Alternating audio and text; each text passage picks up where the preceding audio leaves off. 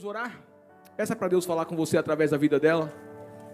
Deus, aqui está a nossa irmã querida, que veio lá do Nepal, lá do outro lado do mundo, para trazer uma palavra aos nossos corações, compartilhar uma palavra aos nossos corações.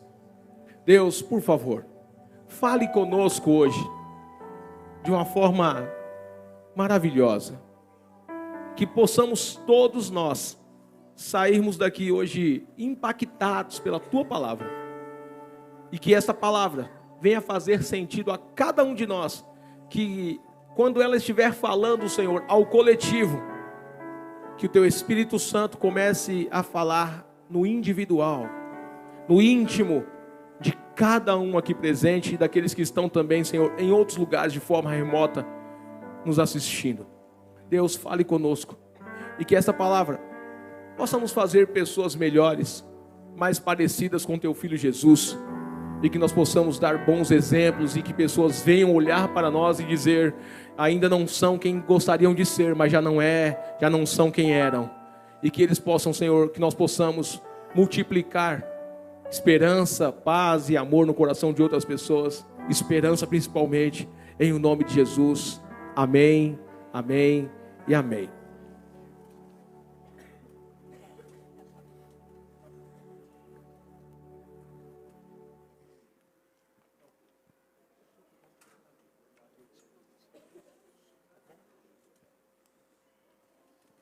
A paz do Senhor. Como é que é meu... Tem uma tradição aqui, que você fala em nepalês, você saúda eles em nepalês e eu traduzo. Tá. Sobajanalai Jaimasi. Raça de víboras. Tapalai haru kosto huncha. Quem você ensinou a fugir da ira vindo? Molai ahambos ne derikushila. Finish. Eu não sei falar mais o que você disse. Mas eu vou traduzir para você. Traduz. Eu estou muito feliz em estar com vocês. Eu desejei para vocês a paz do Senhor. E eu perguntei para vocês como vocês estão. Amém? Nossa, é muita gente, né? Por que vocês estão aumentando tanto assim, de um ano para o outro, de 2 em 2 anos? Uhul! Deus é bom demais, né? Temos que dar glórias a Ele, não tem outra coisa para a gente fazer. Eu não sei quanto esperava que fosse uma veinha, mas é uma veinha em forma, isso já ajuda, né não? Quem tem veinha aqui, que nem eu, que está com 66, que pilota moto, que pula de paraglide, que faz raft, e coisa boa. Eu deixo fazer uma coisa para vocês. Como é que é meu nome mesmo? Alguém conhece uma outra Violeta?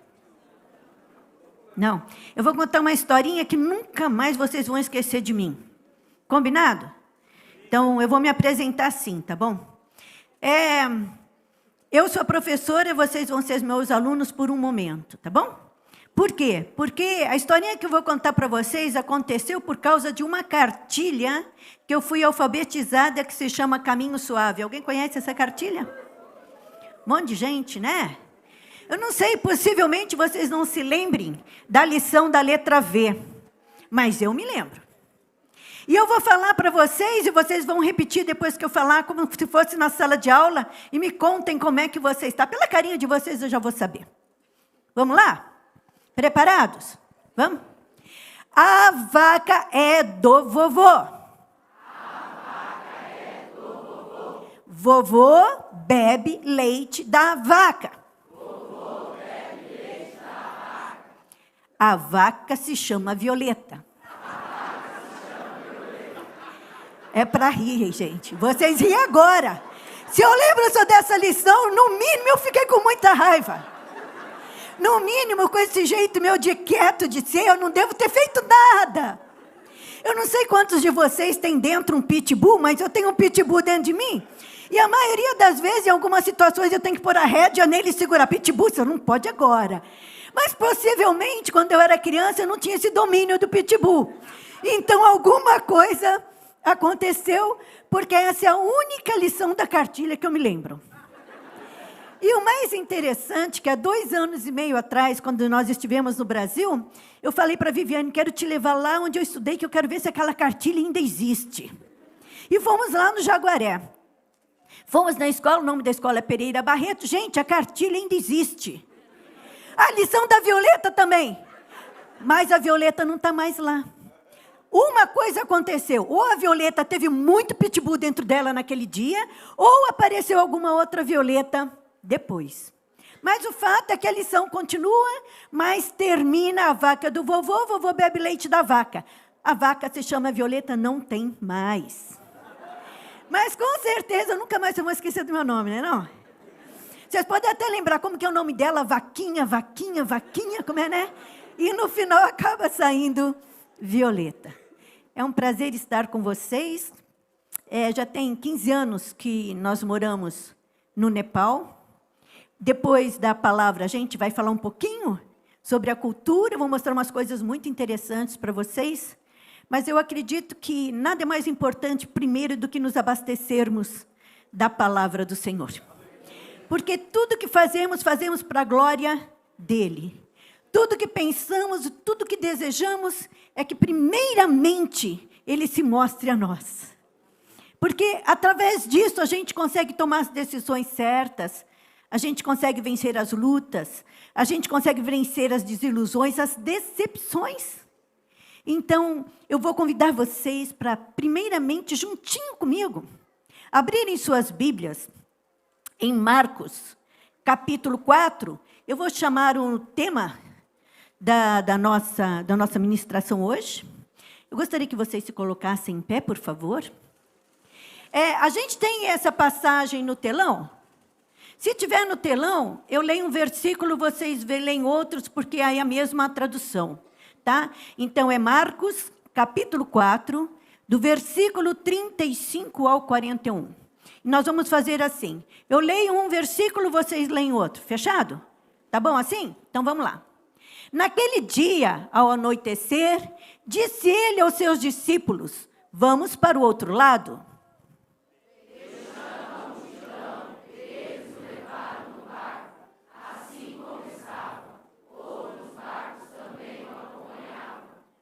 Levantou-se um forte vendaval, e as ondas se lançavam sobre o barco, de forma que este ia se enchendo de água. Jesus estava na polpa, dormindo com a cabeça sobre o travesseiro. Os discípulos o acordaram e chamaram, Mestre, não te importa se morramos? Ele se levantou, repreendeu o vento e disse ao mar, aquieta-te, acalma-se. O vento se aquietou e fez-se completa bonança. Então perguntou aos seus discípulos, por que vocês estão com tanto medo? Ainda não têm fé? E eles estavam apavorados e perguntavam uns aos outros, quem é este que até o vento e o mar lhe obedecem? Vamos orar? Aleluias. Obrigada, meu Senhor, obrigada pela palavra que vem encher os nossos corações hoje. Que cada pessoa receba a porção que veio buscar em nome de Jesus. Que o teu amor, a tua graça, Senhor, os preencha. Que a tua sabedoria, Senhor, venha ajudá-los a entender o que eles procuram diante de ti, Senhor. Que eles possam, Senhor, perceber claramente a tua voz neste lugar. Que eles possam, Senhor, sair daqui cheios, renovados. Que eles possam, Senhor, perceber o seu toque nessa noite, Senhor. Em nome de Jesus. Amém. Amém? Podem sentar. Antes da gente explanar em cada versículo, eu gostaria de falar assim para vocês umas coisas que eu achei muito show. E por que eu trouxe essa palavra? O ano passado, eu passei por uma prova muito, muito, muito grande. E essa foi a palavra que o Senhor me deu. E a palavra que geralmente é a palavra que traz para o líder, é a palavra que o Senhor traz para as pessoas que estão ouvindo também. E é por isso que eu resolvi, e o Senhor veio de forma clara falar que eu deveria trazer esta palavra. Então essa palavra, antes de chegar para vocês, ela chegou ao meu coração de uma forma muito grande e me fez pesquisar coisas que antes eu não tinha pesquisado e nem tinha parado para pensar da maneira que eu vou colocar para vocês. Quer ver? Quem sabe, põe no versículo 1, por favor. Quando Jesus diz assim, olha só, presta atenção. Naquele dia, ao anoitecer, disse ele aos seus discípulos, vamos para o outro lado. Espera aí, para o outro lado de onde? Alguém sabe? Para o mar da Galileia. Eles estavam, quando o Senhor Jesus falou isso para ele, era para irem do outro lado. Ele estava falando sobre o mar da Galileia. Presta atenção e me acompanha. O mar da Galileia é o mesmo lugar que teve aquele outro milagre de que Pedro andou sobre as águas. E em frente ao mar da Galileia é o mesmo lugar em que ele fez o milagre dos pães. Que ele distribuiu para 5.000 pessoas e sobraram 12 cestos de pães. É o mesmo. Vamos pensar junto comigo. Vamos raciocinar para a gente chegar na palavra. Quem sabia que o mar da Galileia não é mar? O que ele é? Ele é o quê? Um lago. Espera aí. Então, o mar da Galileia, vamos começar por aí. O mar da Galileia não é mar, é lago. Mas se é lago, por que chama que é mar? Gente, o lago é tão grande que tem 19 quilômetros de comprimento por 13 quilômetros de largura. Ele é tão grande que é chamado de mar. E um dos afluentes do mar da Galileia é o Rio Jordão. Outra curiosidade muito interessante é que naquela época, o comércio e o povoado ali era de muita gente. Vocês sabiam que hoje é tudo destruído por causa da guerra e só quem visita são os turistas? Agora eu vou chocar vocês. Vocês sabiam que o mar da Galileia, que não é um mar, é um lago, ele a vida inteira teve tempestade, não foi só naquele dia? Tinha tanta tempestade e tem tanta tempestade, porque, gente, esse lago está a 220 metros abaixo do nível do mar e em volta dele são montanhas. Então, por que sempre teve grandes tempestades? Porque a temperatura das montanhas que bate no mar, que é abaixo do nível do mar, provocam grandes ventos e tempestade. Eu falei que sempre teve o quê? Agora raciocina comigo. O que Jesus fez naquele dia? O que ele fez? O que ele fez? O dia inteiro, não. O que ele fez o dia inteiro? Ele dormiu o dia inteiro? Não. Ele não dormiu o dia inteiro. Ele foi dormir ao anoitecer. O que vocês acham que Jesus ficou fazendo o dia inteiro? Vocês estão com medo de responder? Pregando a palavra, fazendo milagres. Vamos de novo. Vamos aprender, vamos aprender. A gente está aqui para aprender junto mesmo. Eu já sou professora, eu não estou preocupada com o tempo. Vamos junto. O que Jesus ficou fazendo o dia inteiro?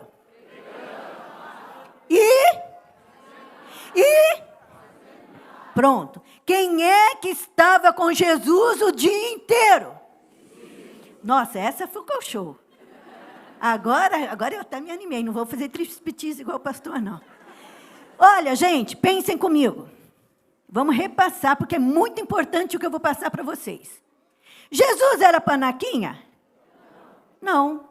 Se Jesus não era panaquinha, e se a palavra de Deus, no versículo 1, disse a ele, aos seus discípulos, vamos para o outro lado. Versículo 2.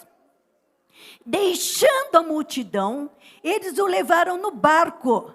Assim como estava, também outros barcos o seguiam. Espera aí, gente, vamos lá. Eu disse para vocês que sempre existiu tempestade naquele lugar. Não foi só aquele dia. Jesus tinha ensinado e pregado o dia inteiro. Jesus queria ir lá para quê? E fala sem medo, porque está certa a resposta. Fala de novo, gente. Descansar. Vocês acham que Jesus era panaquinho o suficiente de saber que aquele lugar tinha tempestade e ele precisava descansar e ia para o meio da tempestade? Mas ele fez isso. Ele fez isso, gente. Vocês escolheriam esse lugar para descansar? Nem eu. Mesmo porque eu não poderia ser o que Jesus é. Ele é Deus. Para ele não fazia diferença o lugar em que ia descansar, porque ele é Deus. Com tempestade ou sem tempestade, ele é Deus. Com calmaria ou sem calmaria, com vento ou sem vento, ele é Deus.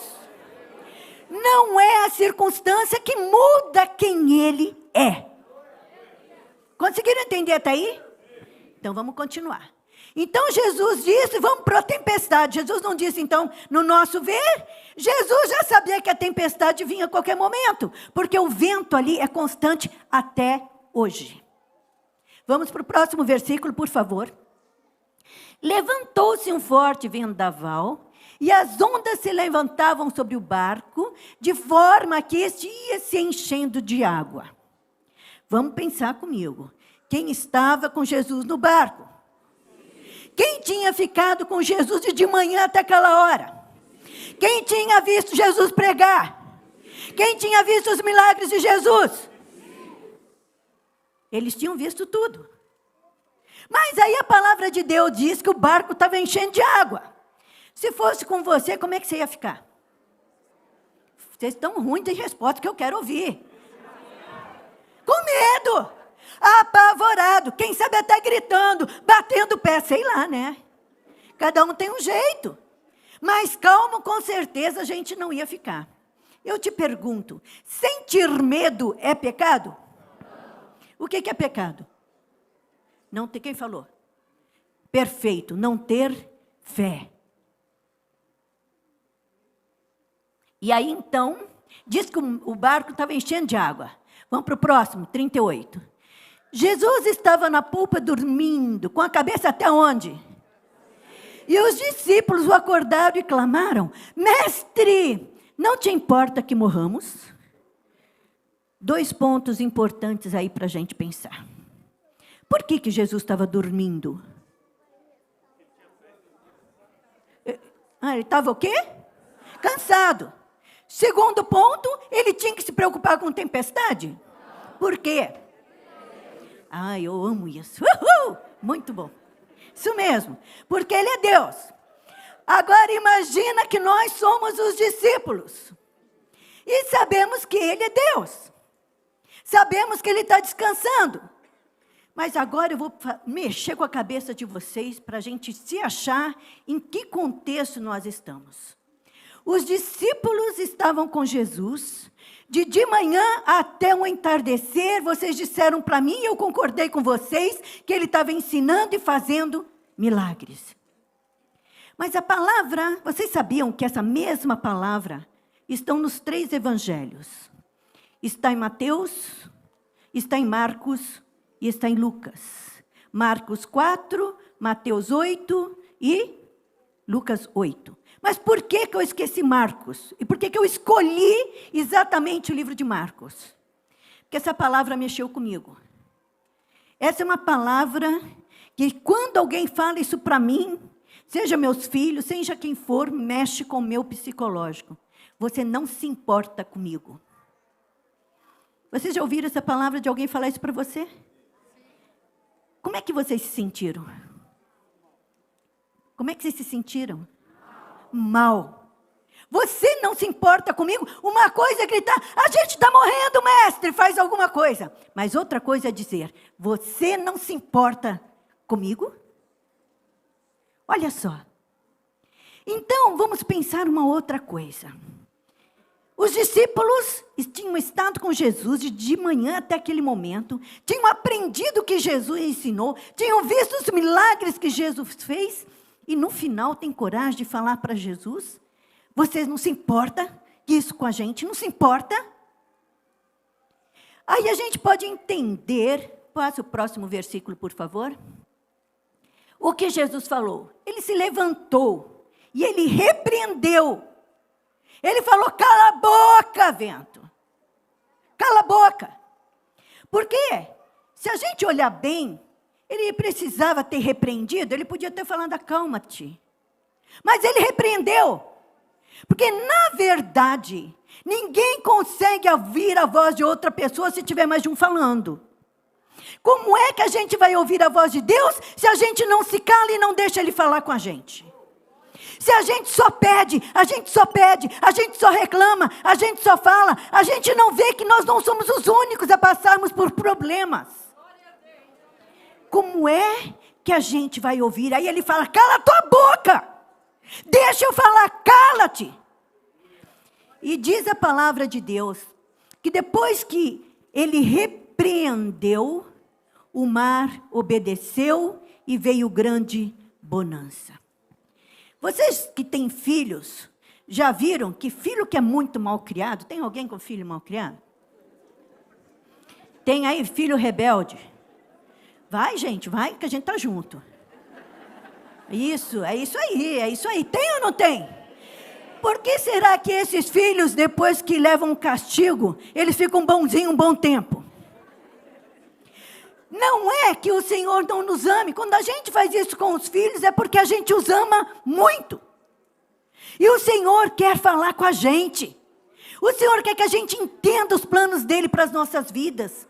O Senhor quer que a gente tenha um coração puro. O Senhor quer que Ele entenda que a gente nunca vai estar sozinho, não importa a situação que a gente esteja.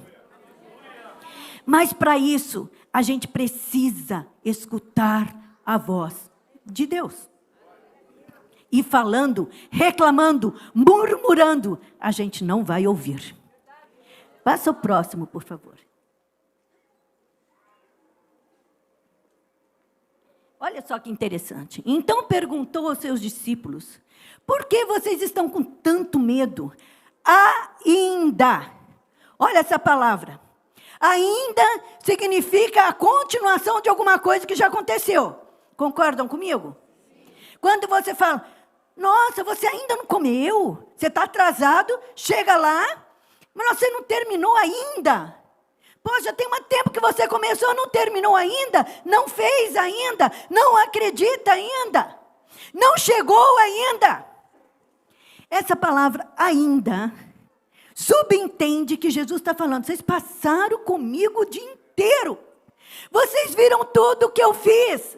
Eu ensinei, não foi só para o povo, foi para vocês também.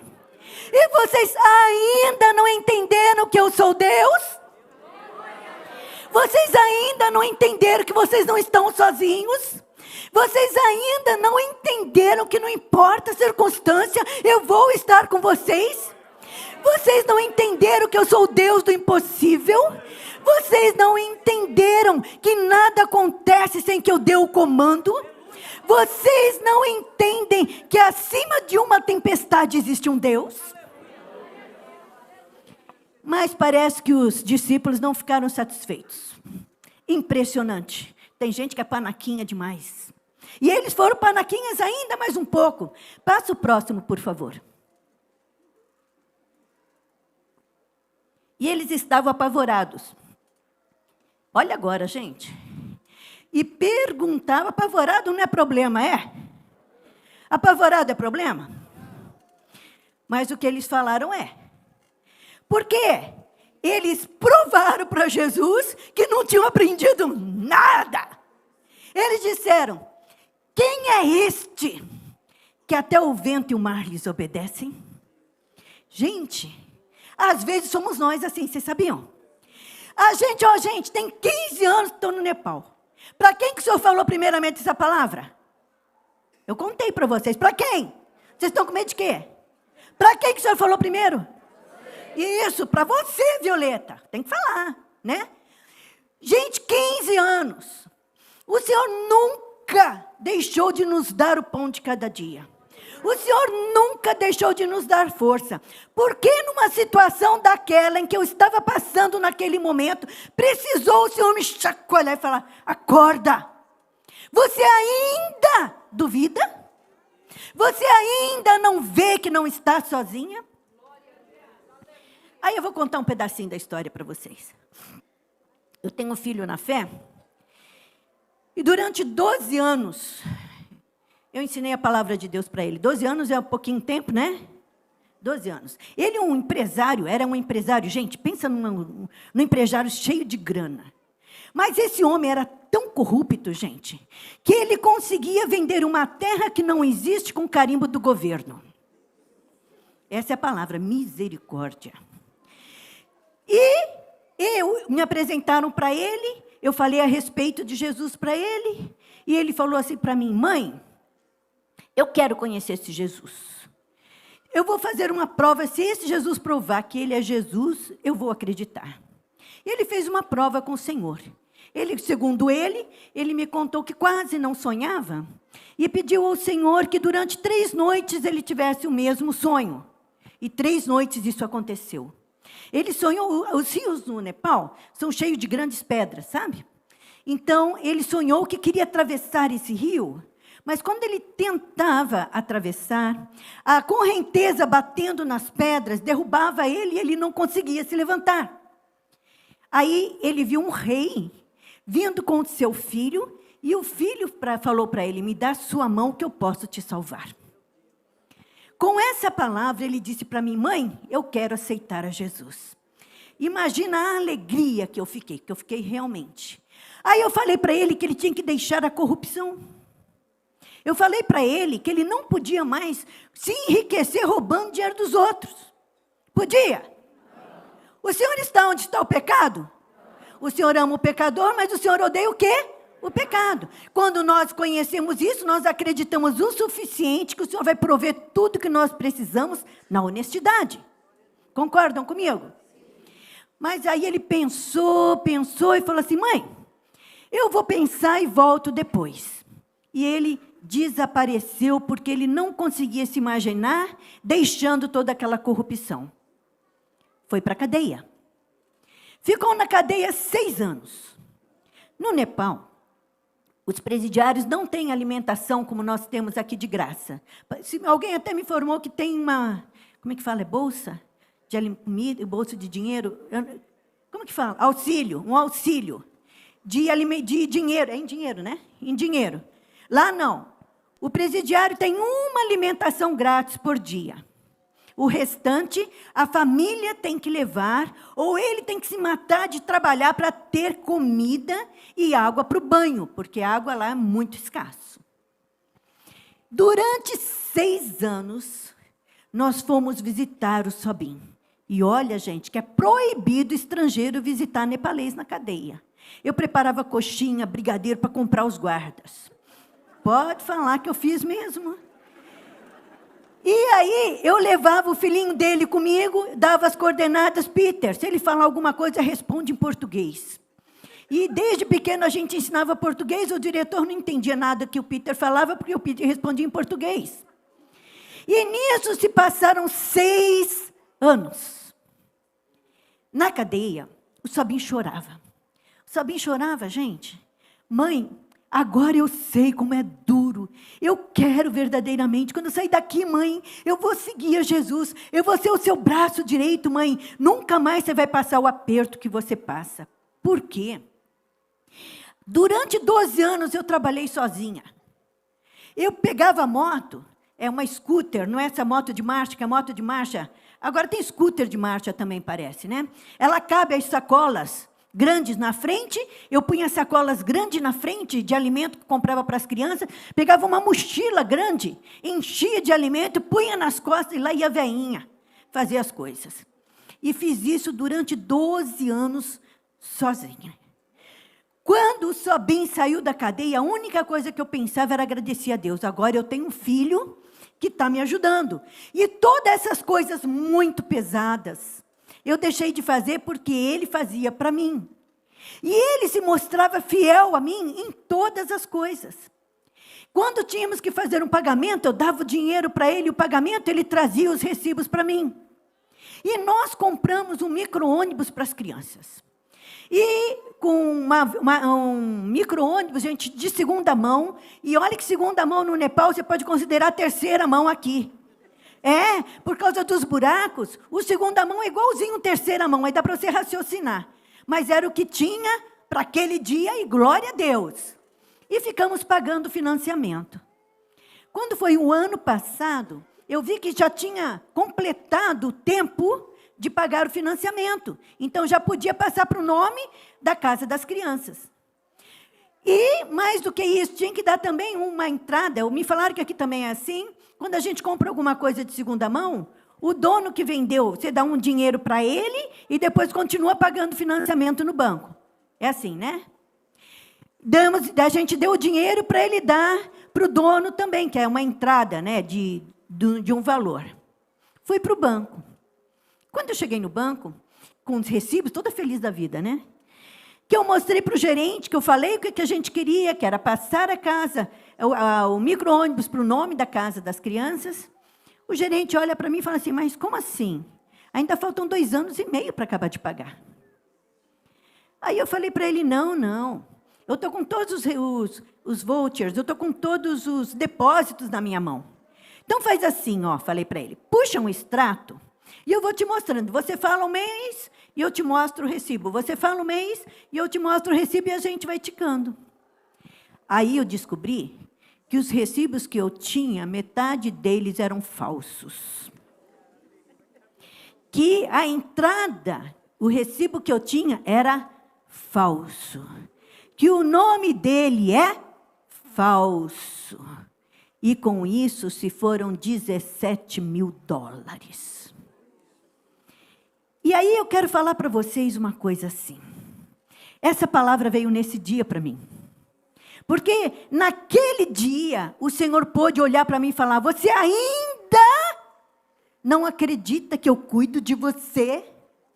Porque eu tive uma calma incrível para resolver a situação. Mas depois eu fiquei 2 meses e meio com pneumonia, porque a imunidade caiu, porque mexeu demais com o emocional. Se vocês me perguntaram, mexeu com a tua fé? Gente, não mexeu com a minha fé, mas eu fiquei apavorada. Por quê? Porque esse dinheiro não foi só do micro-ônibus. Ele fez isso com a vizinhança, usando o nome, pegou dinheiro nos lugares, usando o meu nome. Ele tirou foto, a minha foto, e foi mostrando para as pessoas que era para mim. E as pessoas acreditam na fidelidade de uma cristã violenta naquele país. Nunca teve um motivo.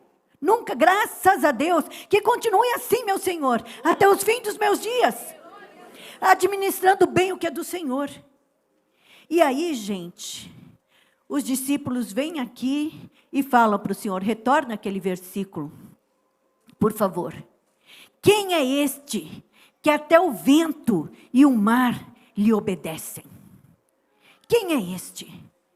Até aquele ponto ali, eles andavam com Jesus, eles estavam com Jesus, mas eles não sabiam quem era Jesus. E quantas vezes a gente vem para a igreja, a gente canta, a gente louva, mas na hora do aperto, a gente esquece quem é Jesus. Quem é Jesus na tua vida hoje? Agora eu vou te mostrar uma coisa. Esses mesmos discípulos que disseram naquele momento, quem é este? Se vocês forem em Atos, capítulo 4. Olha só, gente. Se a gente for para Atos, capítulo 4, no versículo... Gente, eu não estou enxergando. Versículo 11. Tem como puxar para a gente? Atos 4, versículo 11. Será que aqui é 11? Eu não enxergo mesmo. Que coisa. Começa do 10, então, para eu chegar lá, por favor. Vou contar a situação. Os sacerdotes chamaram os discípulos, porque eles estavam pregando a respeito de Jesus. Esses mesmos discípulos, que eu contei para vocês que estavam no barco antes, e que perguntou, quem é este? Eles perguntaram. Nesta passagem de Atos 4, eles estavam lá pregando, e os sacerdotes perguntam, com que autoridade vocês estão fazendo isso? E eles responderam, saibam, senhores e todo o povo de Israel, que por meio do nome de Jesus Cristo Nazareno, a quem os senhores crucificaram, mas a quem Deus ressuscitou dos mortos, este homem está aí, curado diante dos senhores. Próximo versículo. Esse Jesus é a pedra que vocês construtores rejeitaram e que se tornou a pedra angular. Próximo. 13. Vendo a coragem de Pedro e de João e percebendo que eram homens comuns e sem instrução, ficaram admirados e reconheceram que eles o quê? Olha a diferença. Os mesmos discípulos agora estavam firmados na pedra angular, que é Jesus Cristo. Nós temos que deixar de ser o que eles eram em Marcos 4 e passar a ser o que eles são e foram em Atos 4. Quem é que está com você? Quem é que te ajuda? Quem é que te ensina a perdoar? Eu penso que o maior desafio do cristão é sobre o perdão. Sabe por quê? Porque todo mundo fica esperando sentir. Eu ainda não senti. Dançou, porque você não tem que sentir. Você tem que ter atitude. Você tem que decidir. Eu perdoo. E oração sem atitude não é oração. Quer deixar o vício? Só orar não resolve. Toma atitude, faz alguma coisa. Está adulterando? Quer deixar? Falou, ora, mas toma atitude. Deixa o mal, deixa o pecado que está acabando com a tua vida. Porque no meio da tempestade, dos nossos conflitos, das nossas lutas, está o Jesus. O mesmo Jesus de Marcos, o mesmo Jesus de Atos, o mesmo Jesus de ontem, o mesmo Jesus de hoje, que será eternamente. Sabe, está na hora da gente deixar de vacilar como os discípulos vacilaram na hora da tempestade. Porque na hora da tempestade que a gente sabe como é que está a nossa fé.